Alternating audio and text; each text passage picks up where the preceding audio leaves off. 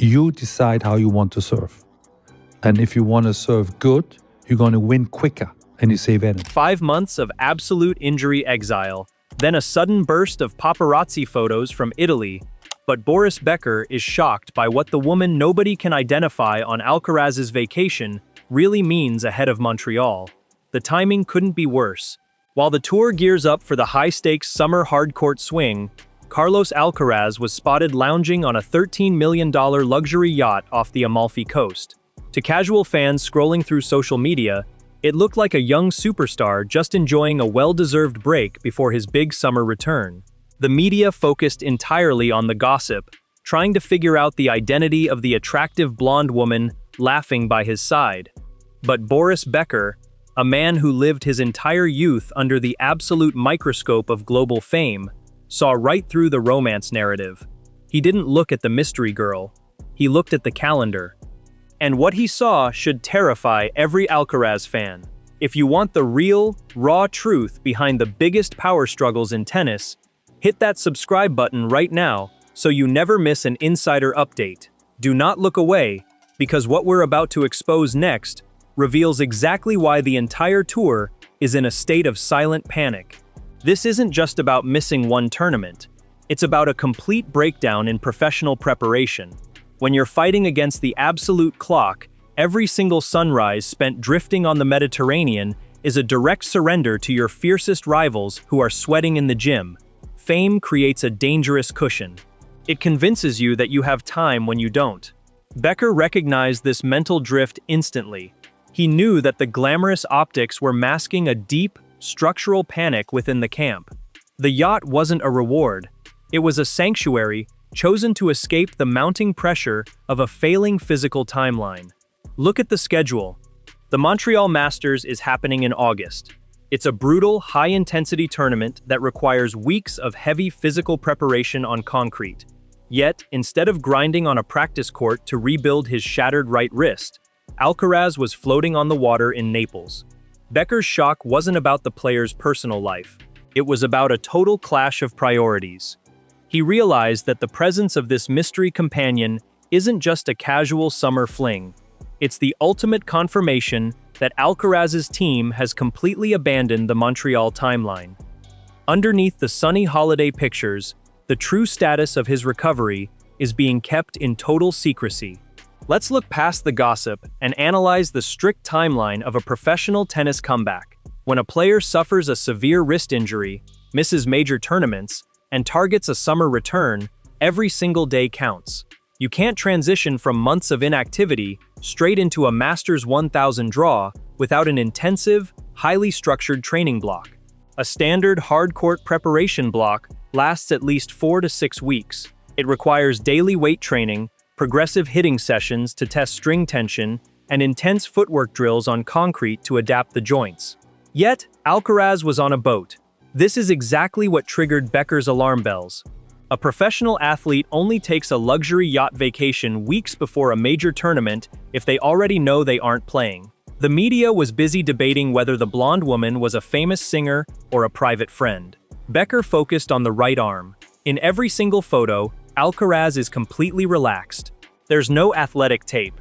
There are no recovery braces. But there's also zero physical activity. To make matters worse, think about the sheer forces involved when Alcaraz uncoils on a ball. We aren't talking about a standard, classic stroke. Carlos generates a level of torque that pushes human anatomy to its absolute threshold. The friction inside that tendon sleeve accumulates at an astronomical rate. When the biological padding fails, the tendon begins to fray against its own containment wall. If a player tries to push through that phase, the micro-damage rapidly transitions into a structural macro tear. That's the invisible cliff Alcaraz's team is currently dancing on. The trip wasn't a celebratory break, it was a forced pause. Alcaraz's team recently made the decision official. He is out of the Montreal entry list. The mystery woman acted as the perfect media shield. By letting the paparazzi capture romantic, intimate moments, the camp successfully shifted the conversation away from a terrifying sports question. Why is the wrist taking this long to heal? If he can't even begin heavy training until late July, The idea that he'll be competitive on the fast courts of North America is rapidly evaporating. While Carlos is seeking privacy on the Mediterranean, Jannik Sinner is locking down the ATP Tour. The contrast between the two biggest stars of the new generation is becoming stark. Sinner has spent the entire season consolidating his power, winning titles, and solidifying his world #1 ranking. He isn't taking yacht trips. He's in the gym, building a physical base that looks completely unbreakable. Consider what happens inside a player's head when they're forced into involuntary exile. You aren't just sitting around, you're trapped with your own thoughts while the sport you define moves forward without you. Every time Sinner lifts another trophy, it hits Carlos like a physical blow. The temptation to reach for a quick fix, a chemical band-aid, becomes almost impossible to fight off. Cortisone acts like a biological cloaking device. It eliminates the distress signal, but it leaves the war zone completely untouched. If Carlos allows corporate expectations or personal panic to dictate his medical timeline, he'll step onto the hard courts completely vulnerable. Numbing a dynamic joint before hitting a hard court ball is like driving a supercar at full speed with cut brake lines. You might survive the first few corners, but the crash is mathematically guaranteed. Becker knows that a young player's greatest enemy isn't their opponent across the net. It's the voice in their own ear telling them they're invincible. The locker room watches these vacations. The other players see Alcaraz hanging out in Italy instead of working out. They start to realize that the king is vulnerable. Furthermore, there's a massive political game happening behind the scenes with tournament directors. The Montreal organizers rely on Alcaraz to sell tickets, secure television broadcast ratings, and satisfy major corporate sponsors. Pulling out of Canada damages Alcaraz's relationship with the tour. His team used the vacation narrative to soften the blow. It's much easier for the public to accept a superstar taking a romantic rest than to admit that his right wrist still can't handle the violent impact of a professional forehand. But Becker knows the truth. Every week spent away from the practice court pushes Alcaraz closer to a total ranking collapse. Now we hit the absolute ultimate stakes: Cincinnati and the US Open. By skipping Montreal, Alcaraz has put his entire team in a massive corner. He has thousands of ranking points sitting on the line over the next month. If he fails to defend them, he won't just drop below Sinner. He could fall out of the top 5 entirely. The plan right now is to return in Cincinnati. But look at the math. If he receives medical clearance in late July, he'll have less than 3 weeks of real tennis training before playing competitive matches. Cincinnati is famous for having some of the fastest, lowest bouncing hard courts in the world. The balls skid rapidly, forcing players to use extreme wrist snap to generate lift. It's the absolute worst environment for a player recovering from a serious tendon sheath issue. If Alcaraz rushes his return in Ohio, just because he skipped Canada, he risks a massive, career-threatening re-injury.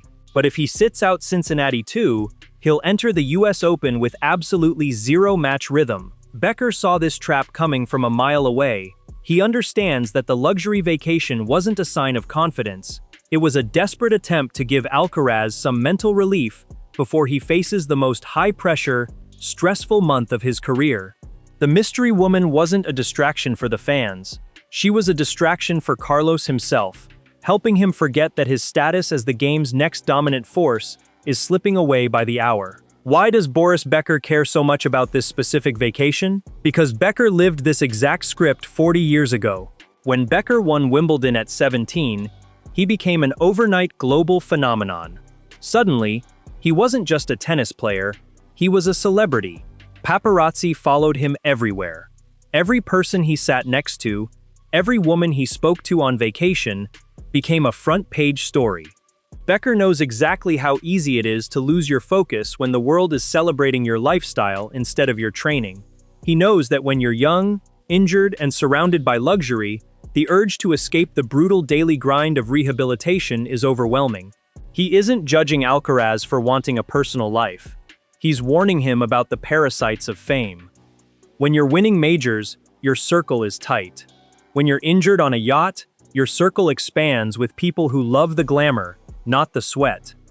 Becker's sharp commentary is a direct wake-up call to the Alcaraz camp. He's reminding them that any dip in physical discipline means the modern era will belong to Jannik Sinner entirely. Carlos has the talent to recover, but talent means nothing if the wrist can't survive concrete.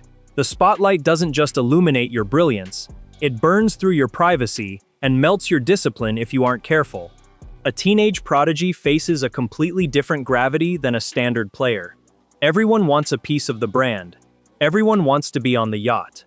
But when the winter months arrive and the ranking points are tallied, those same hanger-ons disappear into the background.